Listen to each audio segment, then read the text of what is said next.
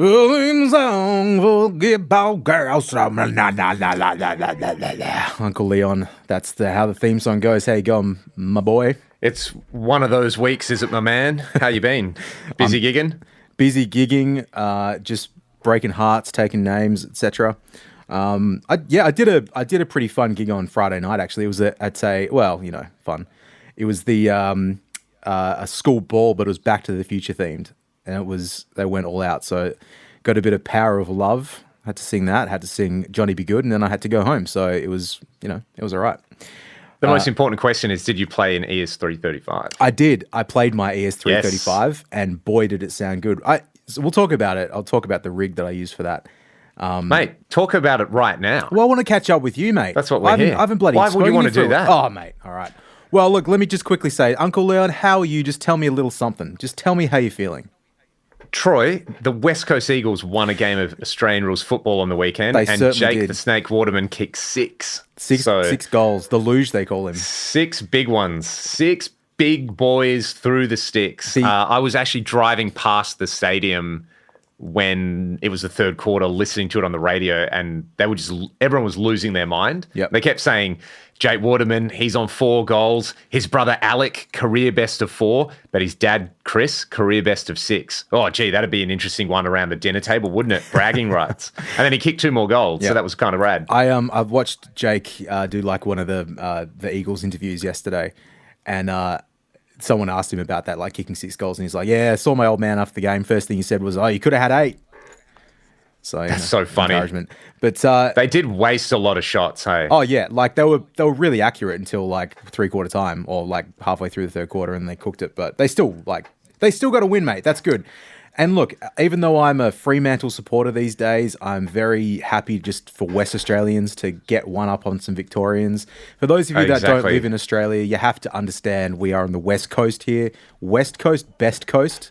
And everything else is irrelevant, particularly the state of Victoria and everything inside of it, including you, Jason Headfirst. No, I'm kidding. We love Jason. But anyway, mate, let me tell you about my gig because I played a 335 at the Back to the Future gig. Yep. And all during the week I had to learn and I had to practice these songs. So what am I going to practice? What am I going to practice in? Well, through what little amp shall I run? You want to know what amp I run? You don't happen to have a little Princeton around, do you, Tondi? I do, but that's not what I played, mate. I played myself a little pedalery-do, if you will, made by one Mr. Dave Friedman, one lent to me by one Leon Todd. So I spent the week playing with the IRX, which not the first time I've plugged it in. I used it for a session a few months ago, maybe a month ago, and it was great. It was very, very good.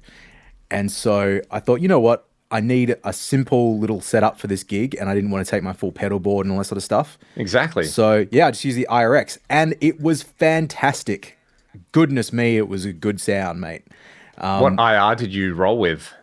I don't remember. I changed whatever was in there. I loaded a factory one from what you had. I didn't use the Leon Todd special.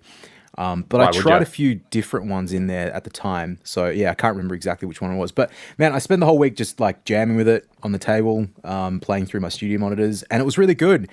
When I first got it off you, I think I ran it into the Orange Pedal Baby, and it was okay, but wasn't a life-changing event.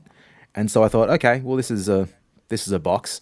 I'm sort of not 100% certain that the Pedal Baby is the greatest power amp going, which I'm not surprised about it.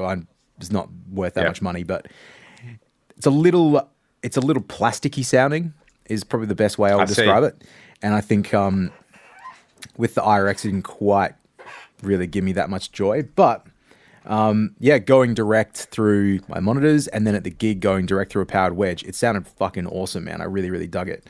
And I was using it I was using it in channel 2 in the crunchier sort of setting for both the songs I had to play, just because, that was just easy. And man, it kind of got me thinking, got the wheels turning about a new little pedal board. I mean, depending on whether or not you want this thing back in a hurry or we'll just wait and see how we go. But yeah, man, IRX. And for those of you that if you haven't tried it, I'd recommend it if you're into preamps and stuff. Have you tried it through like the VHT power amp you've got there? Not yet. Yeah. Would recommend. Yeah, because did you run it through the Synergy power amp when you had it? I have tried it at home, with the Synergy power amp, and I thought that was really good. Yep. Like weirdly liked it more than the Synergy Friedman modules I've tried. Have you tried the deluxe one?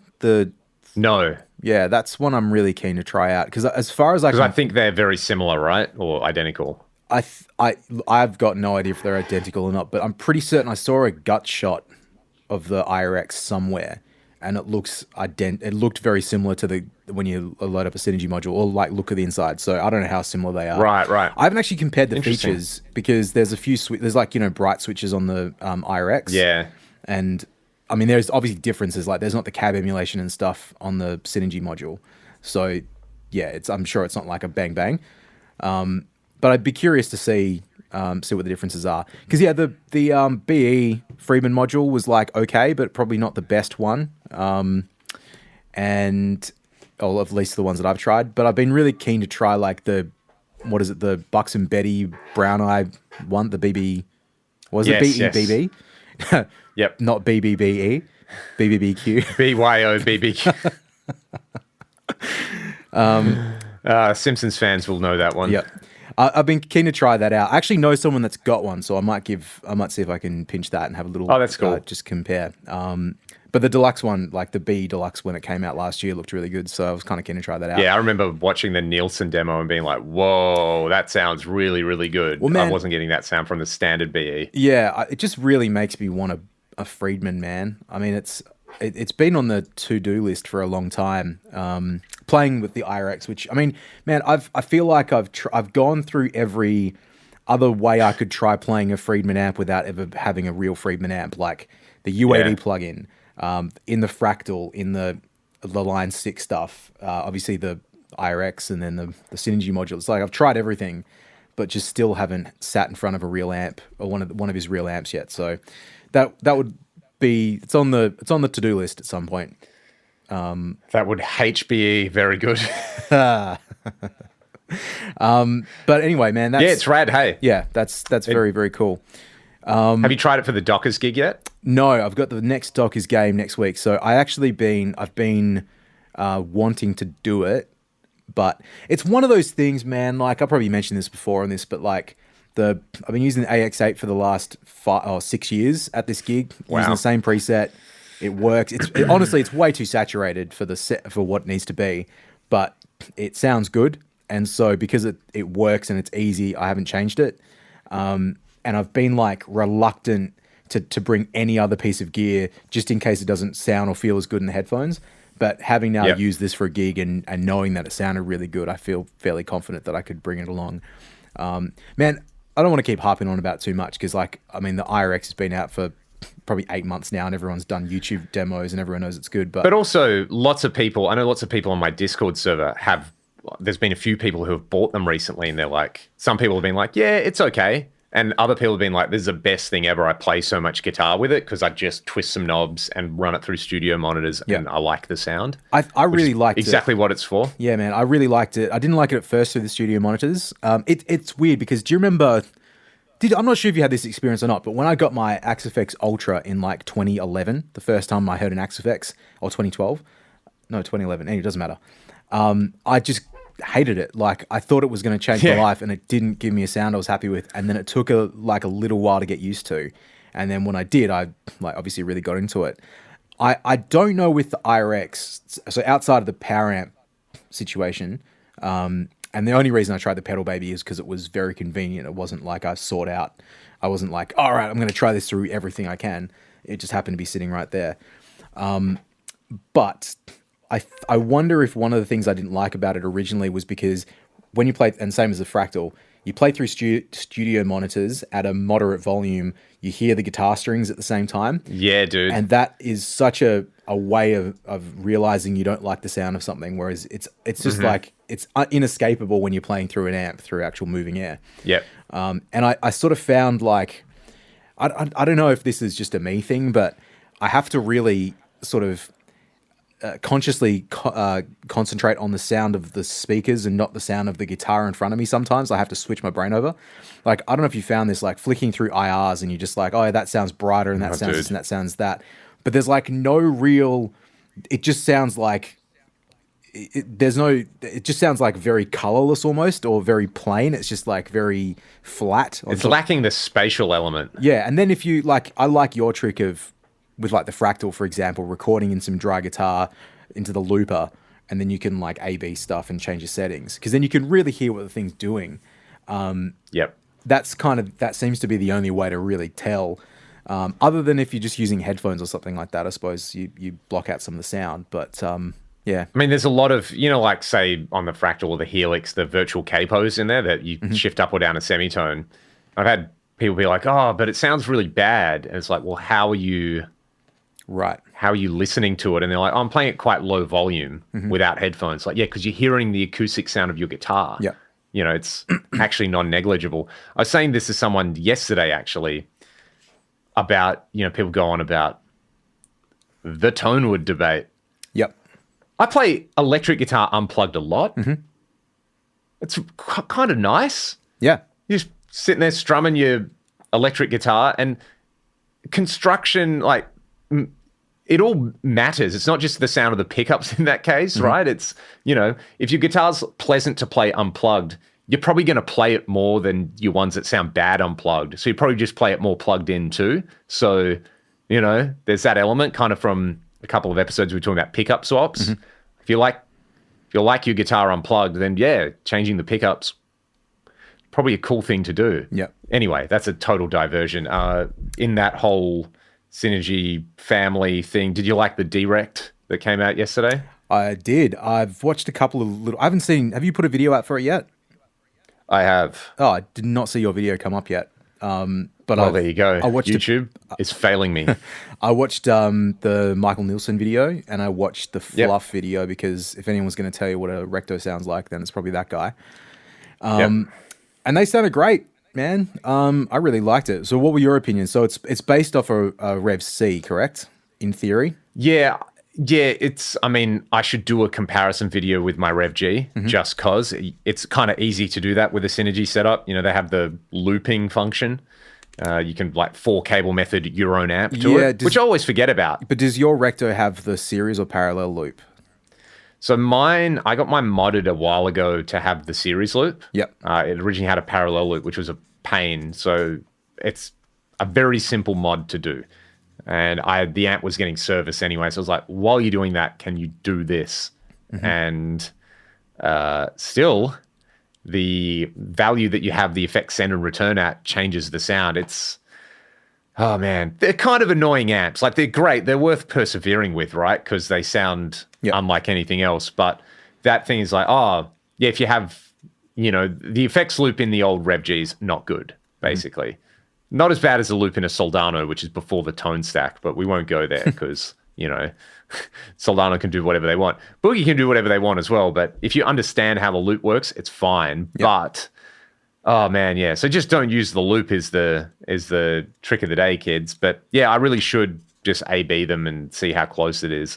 It's kind of like, I saw a bunch of people, and again, this kind of plays into, there's obviously some truth to it, but the sound of a Recto is the sound of the power amp. No. The power amp is important, but it's not the entire sound. Yeah. Kind of like, the sound of a Marshall Plexi it's all power amp distortion. It's like, yeah, but dude, the preamp section is important as well. Well, it's a whole interactive system, right?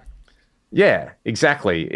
You can't just break it down to one thing. So yes, a power section is definitely important, but so much of the Recto sound is a preamp distortion thing, the cold clipper in there and a bunch of other things. So yeah, of course the Synergy module isn't going to sound like your 3-channel Recto or my old Rev G, but Synergy also make a Bassman module and a TDLX module and a Plexi module. And, the Plexi module, it's a preamp, but it still has the stuff that it does. And it's not really, it's kind of designed to get you the taste of it without having to have the real thing. Yeah. So I think it does a pretty decent job of giving you the taste of Recto.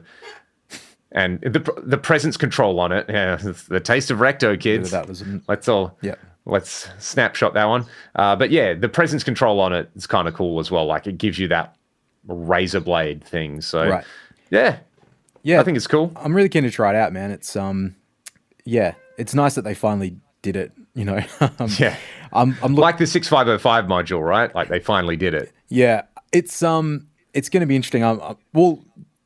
I'm waiting for someone to do the shootout of like, well, don't you know that a 5150 and a Soldano and a Rectifier, it's all the same preamp. So like, you know, let's just, why do you need all these Synergy modules? And then someone will do a shootout and they'll sound completely fucking different. It's like, yeah. And then at the end of the video, they'll go, see, it sounds exactly the same. Yep.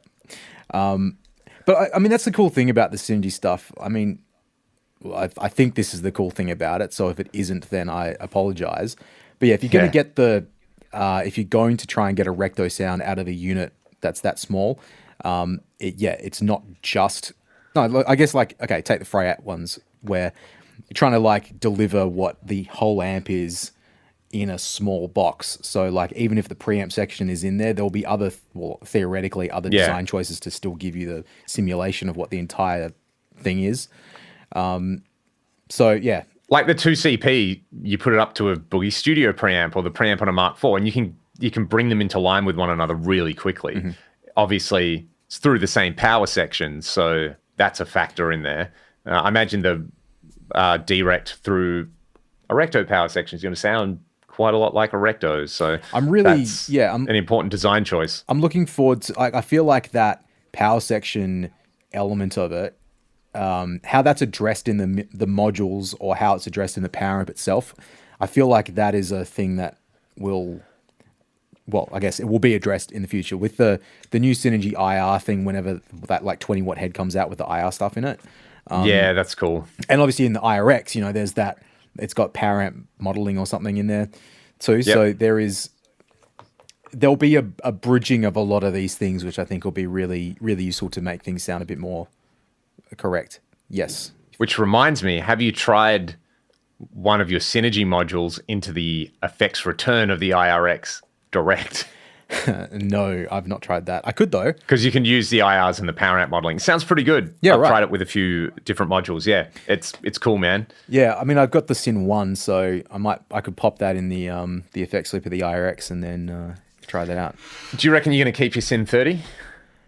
I don't know. I'm like, there's another amp that's popped up recently that I kind of have my eye on. So if I decide to jump, that amp may really negate the use of having the Syn 30. I'm such a Synergy person right now, and considering how much I use it, like I've got some great modules and they're awesome to have, but I probably don't need a Syn 1, a Syn 2, and a Syn 30.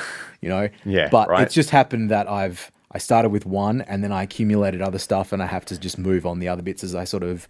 upgrading is not the right way of saying it, but right now having a Syn 2 in a rack with a couple of modules is really like the most valuable method for me. And running through the Freyat power amp, like that's great. The Syn 30 head sounds awesome. I really, really liked gigging with it when I gigged with it last year a bit. And I've used it in the studio a few times, and I've really dug it. I think the clean channel on it's pretty good too. I mean, it's not very like special, but it's nice. Like it's very usable. And that's all you need live sometimes, man. Just cleanish. Some of the gigs and go. Yeah, some of the gigs, man. Like it's really just that, and put a pedal in front of it. Because you know, like there are times when pedal distortion is the sound that you need, not like cranked Marshall distortion. I know that I hate to be that person, but it's just like, man, like I've told you this, I'm sure. I've probably said on the thing, like last year when I built this pedal board for someone and they had the Brown Audio Protein, and like I tried the Nobles like ODR one side of that, I was like, this is the like the bland overdrive sound that I've wanted for years. You know, it's just it's very like, it doesn't have a specific color to it, but it just does the thing that I want it to do, you know? And so when I play certain gigs with like a Marshall sound, it's just too Marshall-y and it stands out too much. And and it's too reactive as well, you know? Like, I just kind of want something that's just so idiot proof and so forward and just kind of like that. And that's where pedals are great. So, anyway, and speaking of Marshalls, yeah, I'm getting like a bit sort of off track as I tend to do, but I guess like the Synth 30, it's great because like as a pedal platform, 30 watts, great. The clean is really good. You can put a module in there, great, no problem.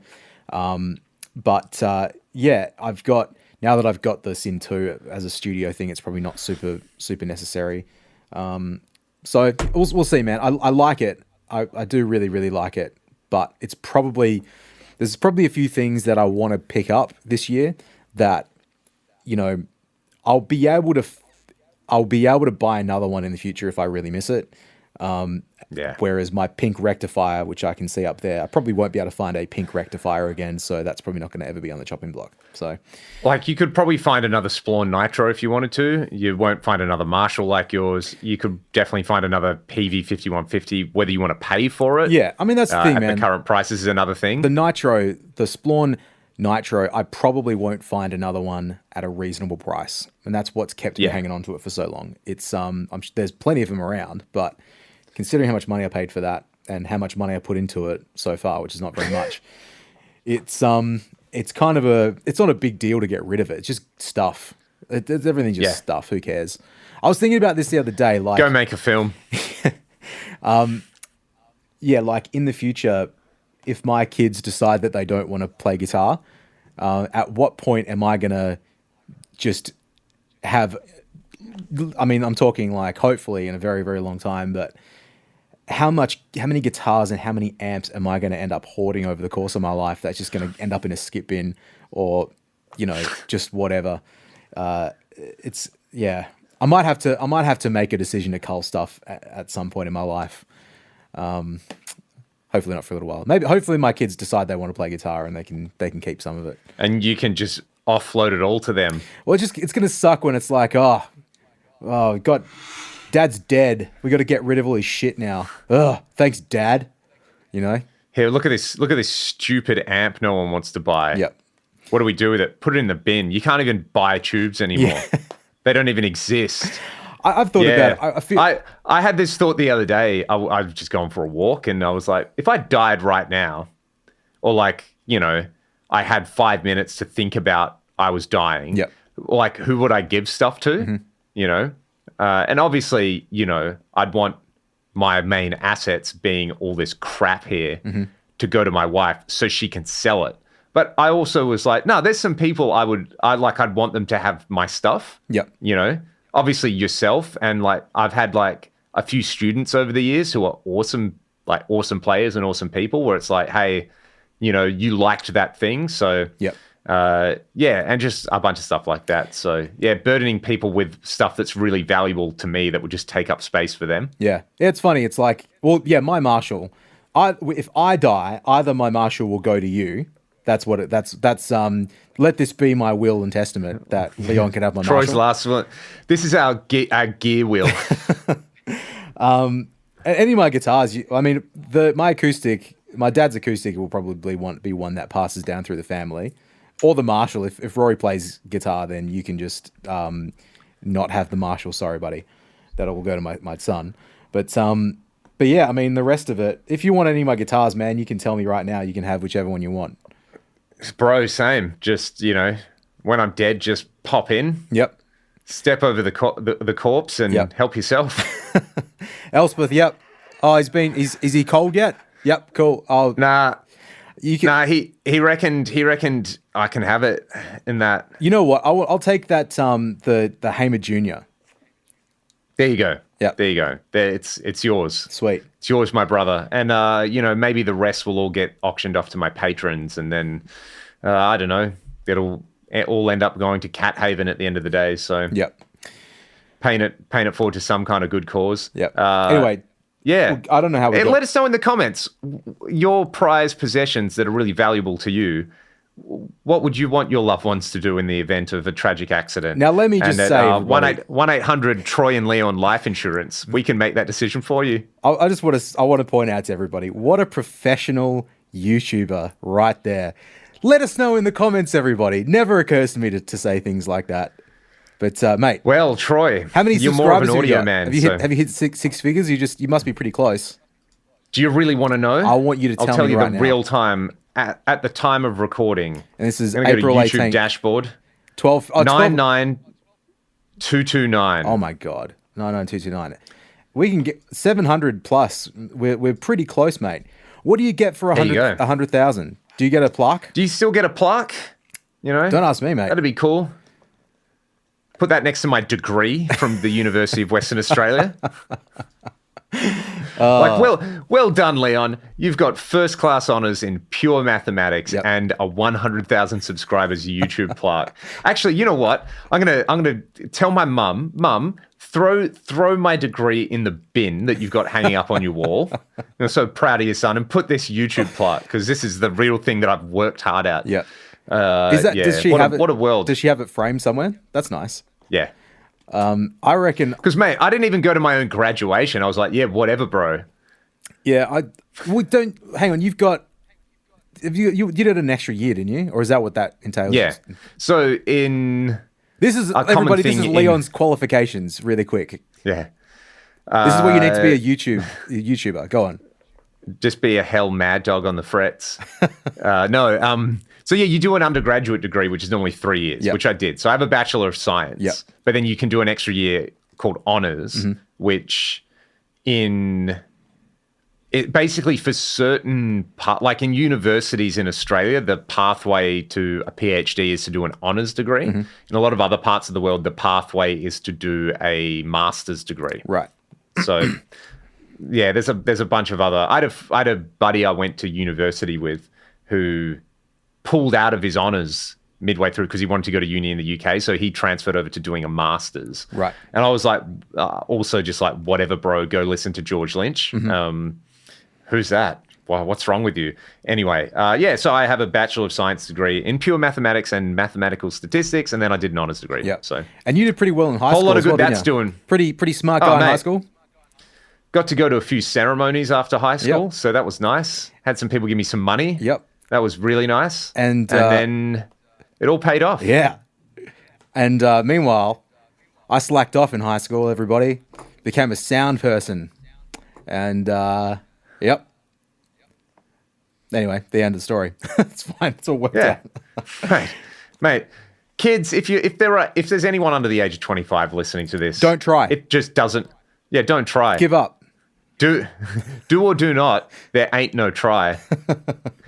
Mate, did Michael Jordan do a physics degree? Of course not. No. He just Michael Jordan his way through. Did Jason Ackermanis go to university? I'm basically Michael Jordan and Ackermanis and Harley Reid all mixed into one person. Oi, Harley Reid, by the way. Oh my God, what a performance! Do you like how much they built up? He's Dusty 2.0, and he gave Dusty a little don't argue. Oh, I loved it. I was listening to the radio when that happened, and they were just, they're going to be replaying this one for a while. And they Who sure does did. 720? Because I don't know. So I like to listen to 720 AFL commentators. It's Grandstand Football. Yeah, that's right. Who's on ABC Grand? Clint Wheeldon. He's the one they're always throwing to. Right. That's right. Sharad Wellingham with the special comments. Oh, yeah? Brawny. Oh, that's a good. That's sometimes a bit of Brad Sewell and a bit of Mick Malthouse. Oh. Always being like, mate, the orbit of Jupiter as it intersects, the Orion constellation means that bloody Harley Reid is prime time. Just like, okay, Mick. Yep. Hey, he won us 2 premierships in the 90s, so we got to give the man some respect. But then he won Collingwood a premiership, Yeah, well. So does that just flip it cancels the other way? Hey, getting back on topic, the thing is, everybody... Look, speaking of Marshall, Troy... Yeah, I just want to say I appreciate everyone that does listen to this, and you just have to deal with the fact that we like Australian rules football, and you should too, and if you don't, then you're the problem, and you can just spend all your time on Wikipedia catching up, and we'll see you next week. And if you're an American and you want to check out some AFL, support the West Coast Eagles. It's the correct way to live. Or, mate, Fremantle Dockers, as long as it's a West Australian team. Hey, if you don't want to do football, Perth Wildcats. no worries. Perth Heat, if you like baseball, just get on the WA train. It is the place to be. A bunch of champion teams. Yep. But talking about Marshalls, mate, you and I, we've made some acquisitions in the last week. Acquisitions? We have. Shall I go first? You should definitely tell the people, Troy, because I demoed one of these a while ago. Shout out to my buddy Martin, who bought one of these and let me borrow it because I had a wicked time with it. But now you own one. I do. It's right. That. Hang on. There we go. That one. Right there we go. Marshall SV20. Acquired Baby Plexi, which is really very, very, very, very cool. It popped up secondhand on Facebook, and I have been sort of keeping my eye on all these little like studio reissue ones because they sound like great from the demos.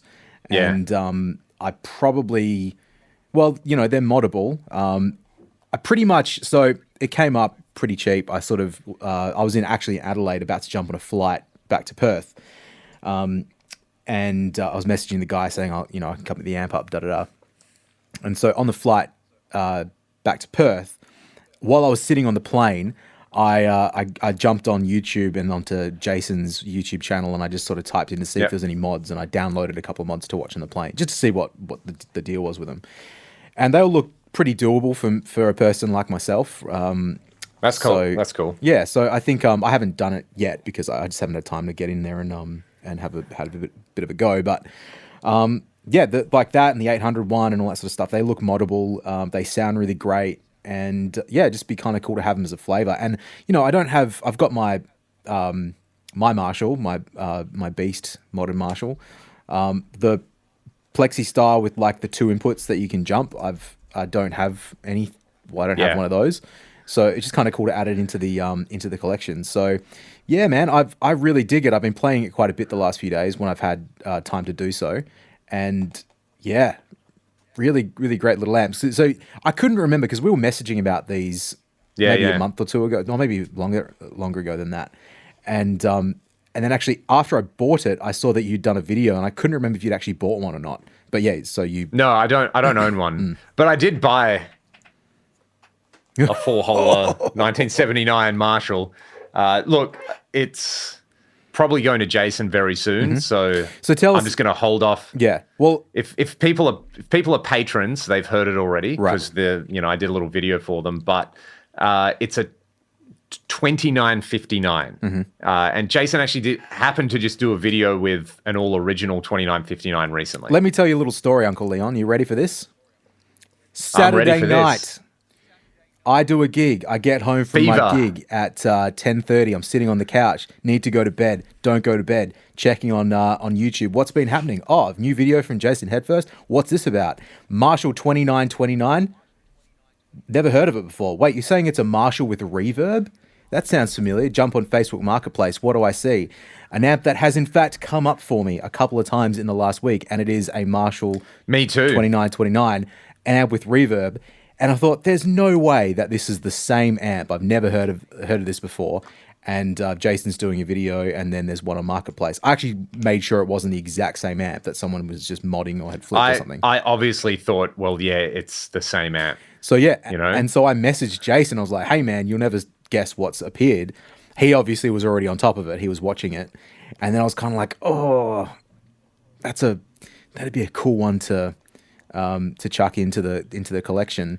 And then you and I messaged about it like Sunday morning, and then by Sunday afternoon you'd pull the trigger. Yeah, obviously when you got your amp, I was like, damn, how cool are 70s Marshalls, like just to look at.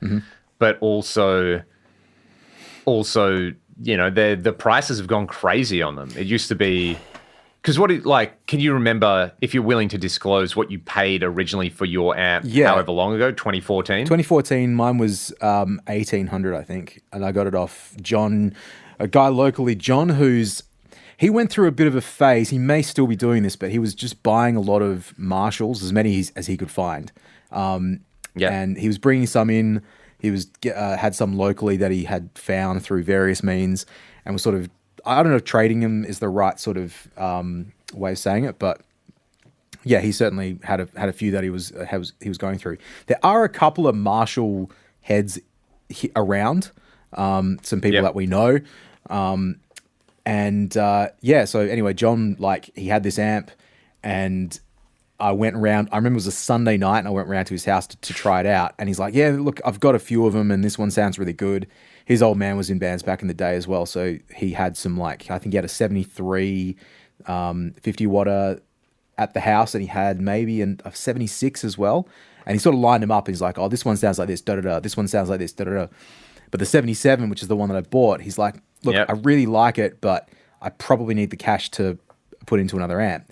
And so anyway, I got it for 1,800. It looks pretty used, and I really like that. I like gear that has a bit of life to it, you know? And I was actually talking to another Marshall guy a little while after that, and he sort of looked at the amp, and he's like, "Oh, yeah, you bought that, did you? It looks like a bit of a pig." And I was like, "Yeah, man, that's what I want." That's the point. He's got a few more, like, early 70s plexis and stuff, so that's more of his vibe.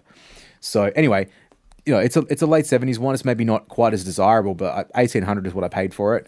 I've seen a couple come up more like $2.5 to $3,000. I saw one for, I want to say, 5 recently. Yeah, there was one with a cab, I think $5,000, which seems like pretty outrageous. So yeah, man, like, or do you want to tell people what you paid for it, or do you want to keep that to yourself? I'll keep that to myself for now. Yeah, just, you know, because it's kind of fresh. But the guy I bought it from had listed it at quite a decent price, and then he looked after me. He was really nice. So yeah, sort of, you know, did the old, "Hey, I have this much cash, want it?" kind of thing. Mm-hmm. So as you do, but messaged Jason about it, and he was like, "Oh, that, yeah, like, you did well," kind of thing for that amp. And interesting thing. So the 2959 has reverb, but also a plate-driven tone stack. So it's not really it's not just a 1959 with reverb. Right. So it does a thing where you turn all the bass, treble, and middle all the way off, and it cuts out. Yep. It doesn't have a cathode follower, which is interesting for a Marshall. They made a few amps around then. And as I understand it, there's also the Marshall history thing. They had a crappy distribution deal, so they started making some circuits under the Park amp. Yeah. You're aware of Park? Yeah, John had a Park, or he was trying to chase down Park amps years and years ago. So yeah. I'm pretty sure they had a model with a plate-driven tone stack and a post-phase inverter master volume. Right. So it's sort of like very modded Marshall already. And they had I think there's a JMP combo, the 2150, that had a few similar features. Okay. So yeah, it's interesting. Like, the tone stack is a little bit different. It's not quite as gained up as a Plexi, but because the previous owners, so this guy was saying he bought in 2008 from Lounge Guitars. Oh, no way. It's probably been a backline amp for a while. Right. Lounge Guitars was, oh wait, hang on. Yeah, Lounge Guitars, not Lounge Backline. Lounge Guitars, yeah, because they closed around then, right? Yeah, they were like a secondhand guitar, like a proper secondhand guitar shop in Leederville.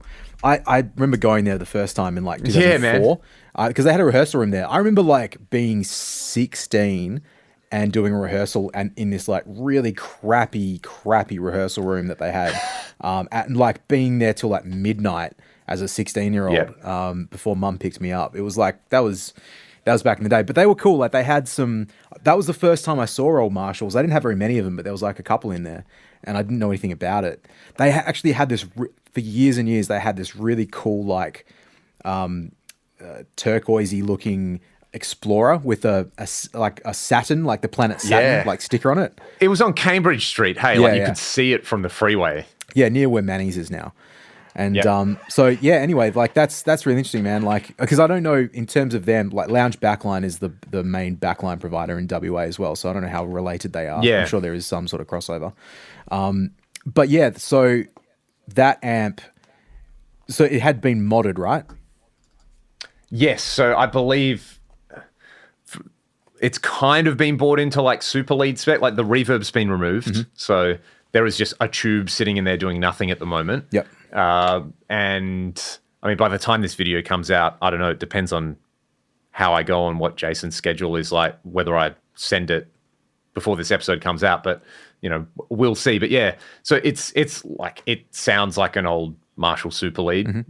just the tone stack's slightly different. Maybe there's slightly less gain at certain settings. Going to this guy's house, he had a telly, and I took a 412 because he didn't have a cab, plugged it in, and like guitar volume on 1, amp volume on 1. It was just colossally loud. It was like scary.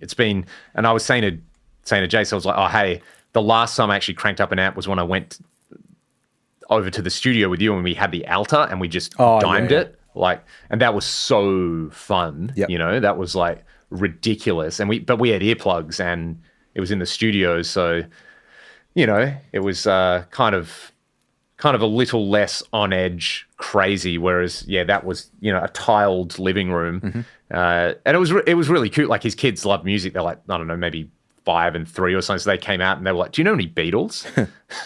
I'm like, all I know is the riff from Day Tripper. So I was playing that and the kids were like super into it. It was great. That's cool.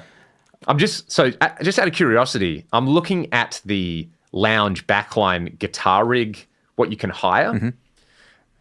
Hiwatt DR103 Classic 100, Kemper, Marshall JMP Super Lead 73, Super Lead 74, an original 2203, a reissue 2203, JCM 900, DSL 100, DSL 50, TSL 100, TSL 60, JVM, Boogie Dual Rectifier, Triple Rectifier, Rocker Verbs, PV6505, EVH 5150 Iconic, and then a bunch of cabs. So, you know, they've got all the things most people want, but it is pretty interesting. I wonder if this was used as a backline amp, or if it was in the store, you know, or if lounge guitars and lounge backline are even related. Who knows? That I don't remember. It's interesting. I didn't realize they had a couple of older Marshalls in there.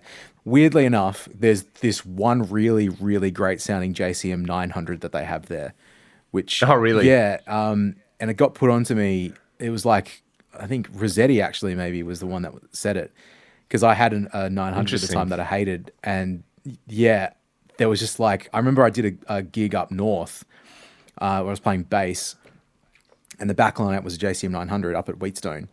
And I was like, oh God, you know, there's a 900 here, and that's what a shame.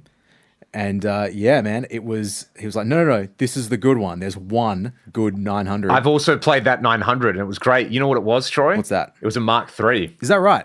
It's the same one I have, yeah. I remember that really, really well. Interesting. Because I think maybe you had been up there a couple of weeks before and you're like, man, the 900 sounds really good. And I just used it as a backline amp. Yep. I remember being like, hang on, this isn't a dual reverb. This is the one, you know, this is the one that I've got that I never play. So, yep.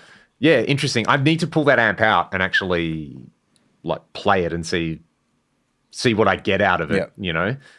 I think like... That's going to be my afternoon. Yeah. I'm going to pull out that Mark III 900 and let you know what I think about it. I think it needs a service, but who knows? It's been a while that I've like really... Well, okay, no, it hasn't been that long since I've tried to get a sound out of a 900.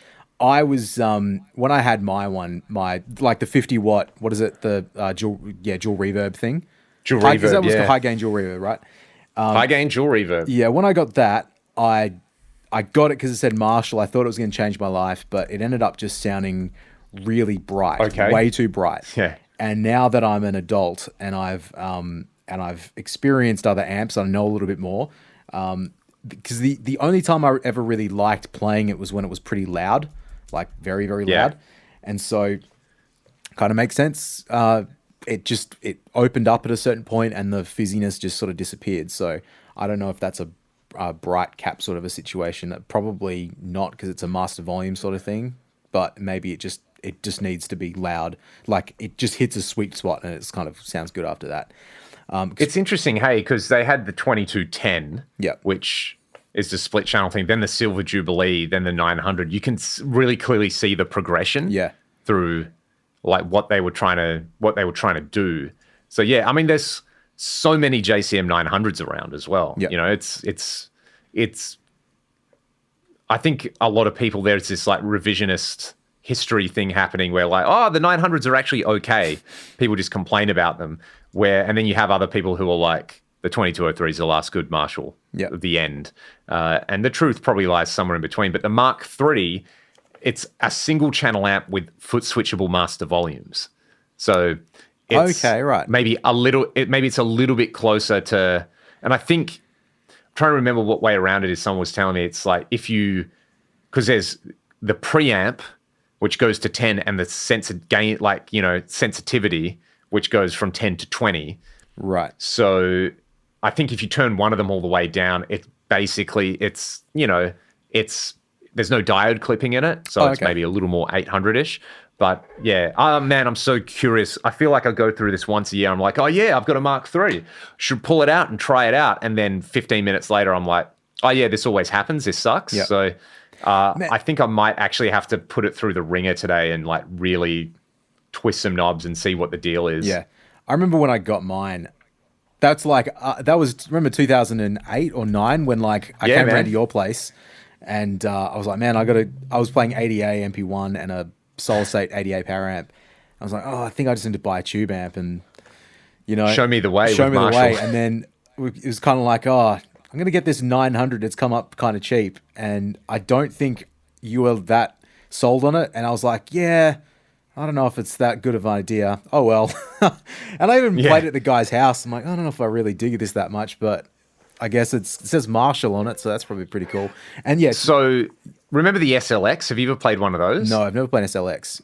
I think it's basically the Mark III, but instead of the diode clipping section, it's a tube-driven gain stage. Oh, okay. Yeah, which is interesting. And I know a lot of people consider those the best JCM 900s. Yep. Yeah, look, man, there's people that dig them, and that's fine. It's just from my experience. Maybe it was just a volume thing. Clearly that was a part of it. Maybe it was just that I didn't know how to pull a sound out of an amp, which is, fair enough too, because we're always learning, right? It's funny you mentioned when we play the Alta really loud, because that experience is something I probably do. I try and do at least once a week. That's cool. Play an amp loud with the SV, man. Like I've been like getting. You can crank it, hey. It's loud. So I've got that. I have the matching cabinet which I got last year on a trade, and I've actually changed. I just changed the speakers in that too. So because originally it had the V types, I changed them for a pair of vintage 30s, and then I got a warehouse Retro 30, an 8 ohm Retro 30, maybe a month ago. And so I picked up an 8 ohm vintage 30 to put in that cabinet just so it's a 16 ohm cab. Nice. And I did that yesterday. So now that cab's kind of set up and ready to rock and roll, which I know it's not going to blow anything up, but all the other cabs in the live room are 16 ohms and everything runs through the amp switches. So I just want to keep everything at 16 as much as possible. And anyway, so cranking it up in the room just while I try and pick my time of day, because there are still people downstairs that don't really like the volume. But it sounds so good, man. I actually really liked it with my 335, probably more than any other guitar. Ah, cool. I didn't quite like it as much with the Charvel. It was just a little too, not ice picky, but just felt a little too spiky or something like that. It's interesting because that amp loves single coils. Right. Like it sounds really good with a Strat, really good on the tap modes of my DGT. It's got a slightly different thing going on. I've got that Hot Mod, that's right. Legendary Tones thing. I should try it out in there. I just need to figure out what tube is which, like where to put it.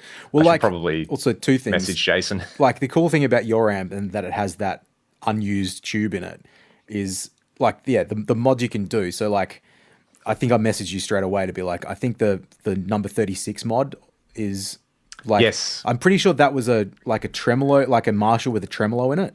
And the tremolo valve was used as part of the mod to give it more gain. So you can just do cool things now knowing that there's a valve in there and you're not drilling into the chassis or whatever.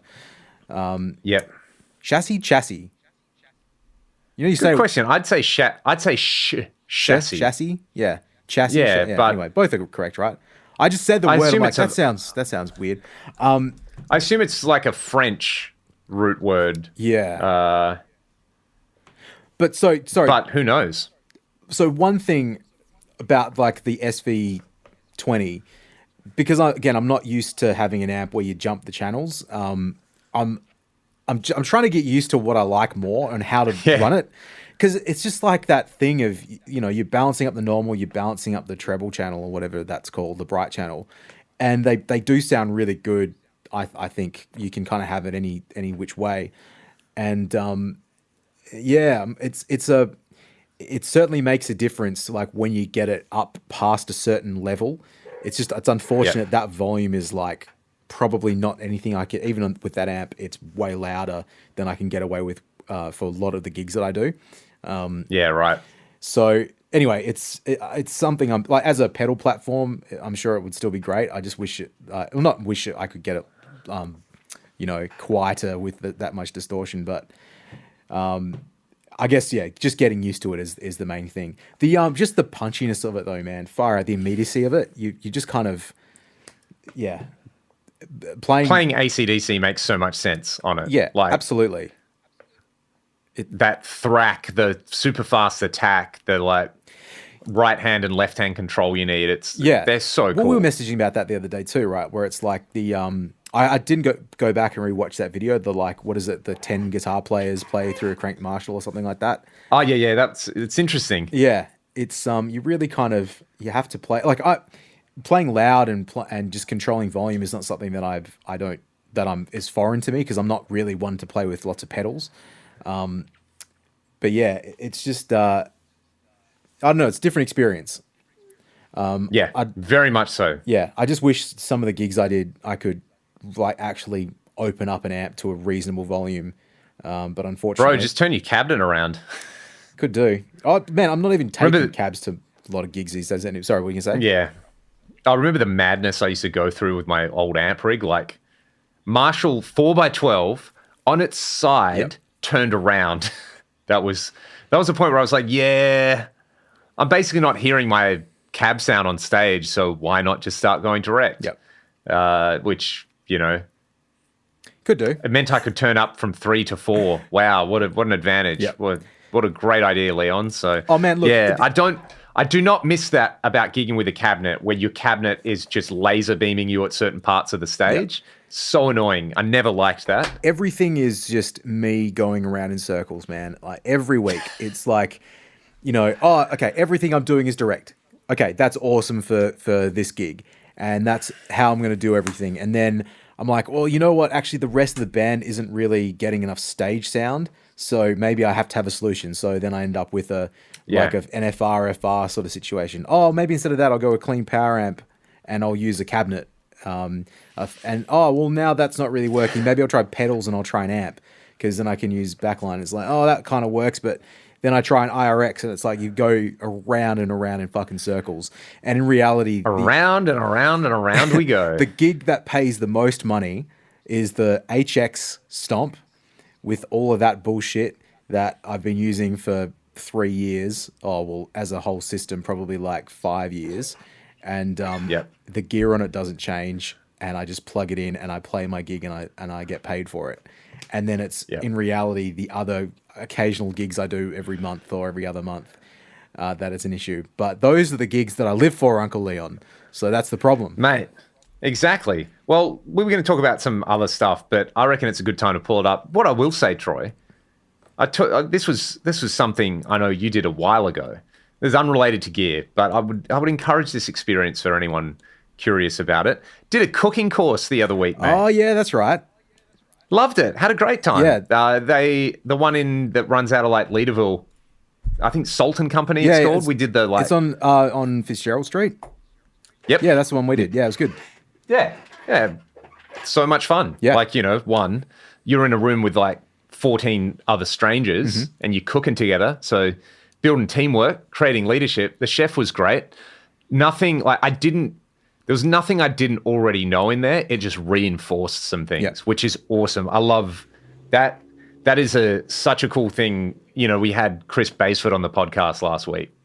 He was just reinforcing our beliefs. Yep. It's like, oh yeah, you do that or you do this. Or yeah, of course you want to make it sound huge. Of course you want to use some drum samples because it sounds wicked. Yep. So yeah, that kind of thing where it's like, of course you want to use like a bunch of salt because it makes everything taste better. Don't be afraid of it, bro. Yeah. But yeah, it was like a French provincial thing. Awesome. Had a great time. Got a bunch of good recipes out of it that I've been cooking, and nice. Just like 4 hours went in the blink of an eye. It was a really, really awesome time. Yeah. In all seriousness, if you've got a wife or a partner or whatever, and you want a Christmas present or a birthday present or a Mother's Day present, cooking course, it's pretty good. Pretty good. You're looking at your significant other who's a guitarist and you're like, they have everything. What can I buy them? Get a cooking course. Yeah. You know, we should start an in-person course at the studio and call it a cooking course. And you're cooking with tone. Yeah. And in reality, cooking it's with a bunch gas, of like gear acquisition syndrome. Yeah. There you go. We should have called this podcast "Cooking with Gas." Cooking with Gas. I actually do we're want stuck to with the gear podcast. Yeah. Oh well, we've got the logo and stuff there. I do want to do some courses, some like short course type stuff at the studio. Some this is how you record a guitar amp sort of things. I'll get into that eventually. They're handy tricks. Again, it's just you're either going to be reinforcing what people already know, which is good for them, or you'll actually be teaching people valuable life skills, which is also good for them. So on that note, mate, we're going to say goodbye for this week. Thank you to everybody who tuned into the last episode and continue to tune in. Let us know your thoughts in the comment section below.